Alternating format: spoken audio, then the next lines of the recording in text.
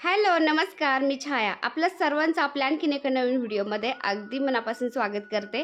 तर आणखीन एका नवीन दिवसाची मस्त अशी सकाळ सकाळ सुरुवात झालेली आणि व्हिडिओला पण मी सकाळ सकाळ सुरुवात केली। तर ताईंनो, हा व्हिडिओ आहे परवाचा। काल मी व्हिडिओ अपलोड केलाच नाही कारण परवा व्हिडिओ मी शूट केला होता, पण काल एडिट करायचा ना व्हिडिओ, तब्येत थोडीशी डाऊन वाटली, त्यामुळे काल मी जरा आरामच केला आणि रथसप्तमीच्या दिवशीचा हा व्हिडिओ शूट केलेला आज अपलोड करतेय। तर पाठीमागच्या व्हिडिओला सगळ्यात ताईंनी, मावशींनी, माझ्या मैत्रिणींनी मला भरभरून प्रेम दिलं, त्याबद्दल खूप खूप आभारी मी सर्वांची। तर रथसप्तमीच्या दिवशी मी 5 वाजता उठले होते लवकर आणि उठून बाहेर आल्यानंतर झाडून झुडून घेतलं आंघोळीच्या आधीच। त्यानंतर झाडून झाल्यावर आंघोळ केली, पुन्हा बाहेर आले आणि उंबरठा पुसून घ्यावा म्हणलं आणि आज मस्त हळदीचं लेपन, रांगोळीने सूर्यदेवांच्या रथाची प्रतिमा काढून त्या रथाचं पूजन पण करायचं असतं, सूर्यदेवांना अर्घ्य पण द्यायचं असतं आणि हे सगळं आवरून घ्यायचं म्हणलं ना लवकरच उठावं लागतं, कारण सूर्य उगायच्या आधीच आपण सगळं आवरलं, बाहेरचं साडा, रांगोळी सगळं, तरच आपण सूर्यदेवांना अर्घ्य देऊ शकतो सूर्य उगवल्या। त्यामुळे मी लवकरच उठले जरा आणि पटपट आवरायला लागले, म्हणलं बाहेरचं आवरून घ्यावा सूर्य उगायच्या आधी।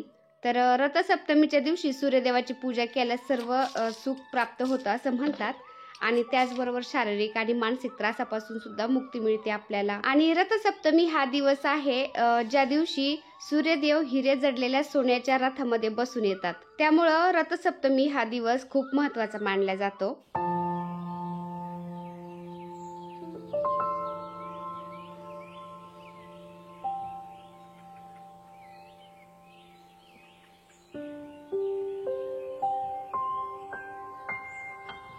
तर सकाळ सकाळ असं थोडंसं लवकर उठून जर आपल्या तुळशीला दिवा लावला, दारामध्ये दिवे लावले, दिवाबत्ती म्हणजे देवपूजा केली सकाळ सकाळ लवकर उठून ना, तर दिवस इतका भारी जातो ना ताईंनो, खूप प्रसन्न पॉझिटिव्ह वाटतं। आपल्या घरादाराचं अंगण एकदम म्हणजे वातावरण पॉझिटिव्ह राहतं।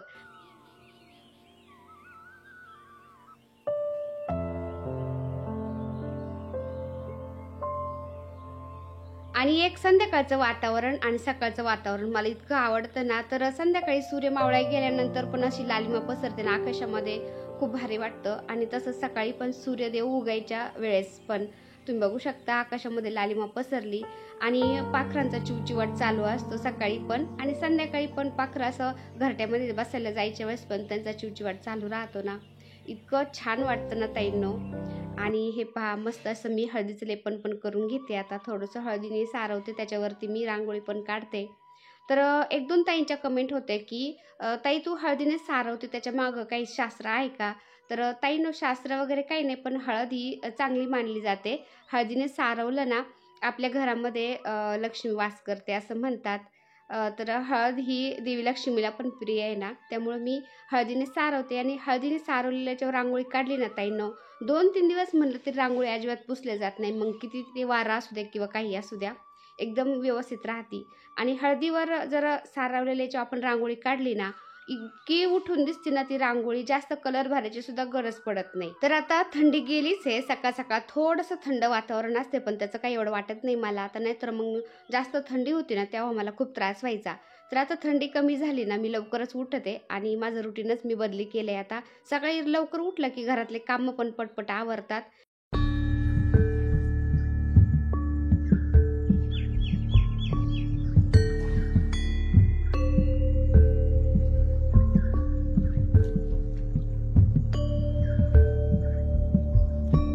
आता बघा, दारामध्ये एका फरचीवर मी हळदीने सारवलंय आणि त्याच्यावरती गायत्री पद्म रांगोळीचा साचा आहे माझ्याकडं, तर छोटासा साच्यानेच मी गायत्री पद्म रांगोळी काढली।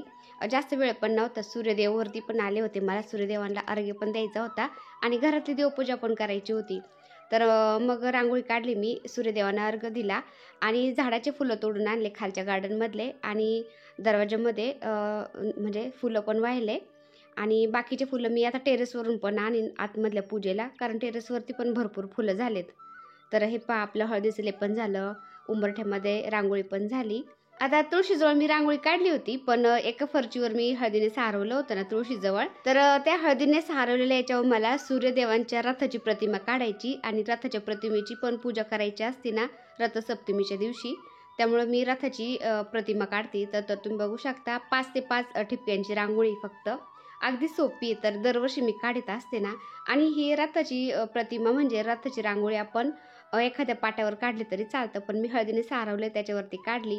आणि सूर्यदेवांना अर्घ्य द्यायचा म्हणलं, सूर्यदेवांची पूजा करायची म्हणलं तर आपण बाहेरच पूजा करत असतो, बाहेरच अर्घ्य देतो ना. तर ही रथाची प्रतिमा सुद्धा आपण रांगोळीने बाहेरच काढायची असते. कोणी कोणी ही रथाची रांगोळी पाटावर पण काढतं, कोणी कोणी खाली पण काढतं. तर मी हळदीने सारवले आणि त्याच्यावरती काढते, तरी पण एकदम छान वाटते, चालतं तरी पण. तर बऱ्याचशा ताई मावशी म्हणत असतात की छाया तू रांगोळी काढताना दाखवत जा, मला तुझी रांगोळी खूप आवडती, त्यामुळे मी दाखवते ताईंनो. तर 5 ते 5 ठिपक्यांची रांगोळी ही रथाच्या म्हणजे सूर्यदेवाच्या रथाची.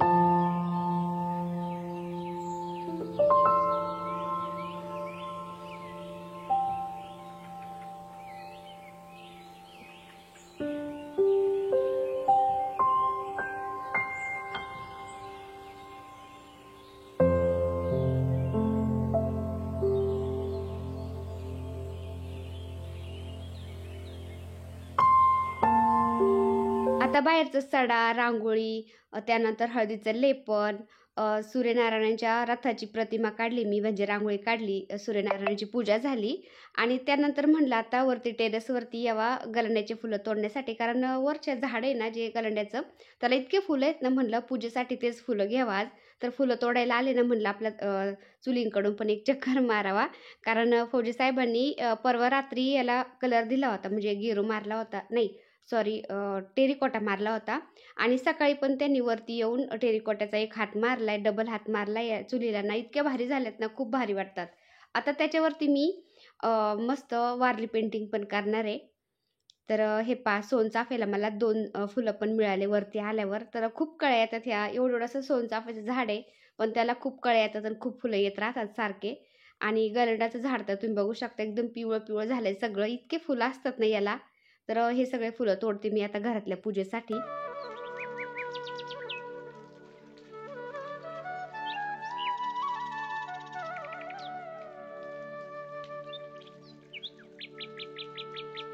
आता बाहेरचं सगळं आवरलं, त्यानंतर मी स्वयंपाक पण केला. स्वयंपाक झाल्यानंतर मुलाचा डब्बा पण दिला, मुलगा गेला कॉलेजला. आणि भांडे घासून घेतले, किचन मोकळं करून घेतलं. आणि मी लागले आता देवपूजेला, म्हणजे मला देव उजळायला काढायचे होते ना, तर सगळं आवरल्यानंतरच मी निवांत देव उजळते. कारण देव उजळायचे, मंदिराची पण साफसफाई करायची, पुसून काढायचं, रोजची देव म्हणजे रोजची नित्यसेवा करायची, म्हणजे भरपूर वेळ लागतो ना. तर त्यामुळं देव ज्या दिवशी उजळायचे आहेत ना, त्या दिवशी मी जरा सगळं आवरल्यानंतर निवांतच करत असते.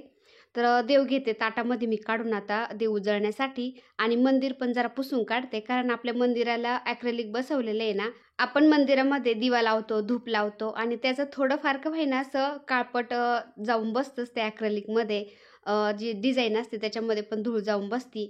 मग असं 8 दिवसातून 15 दिवसातून असं थोडंसं पुसून घेतलं ना ॲक्रेलिक, म्हणजे काय होतं, ॲक्रेलिक असं पिवळं पडत नाही, हळूहळू ते पांढरं शुभ्र राहतं नेहमी. त्यामुळं असं पुसून घ्यावं लागतं 10-15 दिवसातून. आता देव उजळवण्यासाठी मला वेळ लागणार होता ना, आणि मंदिर तर तसंच काय असं मोकळं सोडू नये. त्यामुळं मी कपडे अंथरून घेतले आणि दिवे लावले मंदिरामध्ये. आता देव उजळवले मी, आणि किचनवरतीच एक कपडा अंथरून कपड्यावरती देव सुकायला ठेवले फॅनखाली. म्हणजे पाण्याचे डाग राहिले ना देवांच्या विग्रहाला, म्हणजे ते डाग पडतात त्याला ना, त्यामुळं. तर असं रोज जरी अंघोळ घातली ना आपण देवांना, तर कोरड्या कपड्यांनी पुसून घ्यायचे देव, म्हणजे ते काळपट पडत नाही. आणि 10-15 दिवसातून आपण उजळवले ना देव तरी पण चालतं. तर मी 10-15 दिवसातूनच एकदा उजळवत असते देव, फक्त रोज रोज उजळवत नाही. फक्त अंघोळ घालते असते पाण्याने आणि कोरड्या कपड्यांनी पुसून घेत असते. तर सगळे देव मी आता उजळवून मस्त फॅनखाली ठेवलेत. आता मस्त देवांची मांडणी करते मी आणि देवपूजा करून घेते. तर हे सगळ्यात आधी मी आता गणपती बाप्पा आणि माता लक्ष्मीची जी मूर्ती आहे ना, विग्रह ते उजळवलेत आणि मंदिरामध्ये ठेवून त्यांना हळदी कुंकू लावून घेतलंय. कारण मंदिर असं सुनं थोड्या वेळसुद्धा असं मला पाहत नाही, खूप कसं तरी वाटतं. आणि अन्नपूर्णा देवी आपण तांदळामध्ये ठेवलेली असते ना, तर ते पण तांदूळ मी बदललेत आज. आणि अन्नपूर्णा देवी अशी तांदळामध्ये कशी ठेवायची असते तुम्ही बघू शकता. जी अन्नपूर्णा देवीच्या हातामध्ये पळी असते ना, ती तांदळाने अशी झाकली पाहिजे, इतपत आपण तांदूळ ठेवायचे असतात. तर ती पळी उघडी नाही पडली पाहिजे तांदळामध्ये, एवढं लक्षात ठेवून आपण ते तांदळामध्ये अन्नपूर्णा देवी ठेवायची. आणि जे कासव होतं ते पण मी तांदळात ठेवलं, त्याच्या खाली अंक आहेत ना त्यामुळं. आणि कवड्या पण तांदळावरती ठेवते अशा. तर सगळे मी तांदूळ बदललेत आज, कवड्यांचे तांदूळ बदलले, अन्नपूर्णा देवीचे, कासवा खालचे, त्यानंतर कलशा खालचे सगळे तांदूळ मी बदलून आज पाखरांना ठेवलेत आणि नवीन तांदूळ ठेवलेत. तर असं मी 8-10 दिवसातून 15 दिवसातून एकदा तांदूळ बदलते, रोज रोज काय बदलत नाही. आणि तुळजापूरच्या देवी आईला, मोठ्या देवीला मी मस्त असं मळवट भरलंय आज. तर खूप छान वाटतं असं म्हणजे मनापासून थोडासा वेळ काढून जर पूजा केली ना, घरदार आपलं एकदम प्रसन्न वाटतं. तर बाहेर पण मस्त माझी सकाळी देवपूजा झाली आणि आता घरातली पण देवपूजा छान झाली. तुम्ही बघू शकता कलर कॉम्बिनेशन कपड्यांचं तर इतकं भारी वाटतं ना, लाल पिवळं. आता देवांची मांडणी झाली त्यानंतर मी कलश घेतला. कलश घासून पुसून स्वच्छ करून ठेवला होता.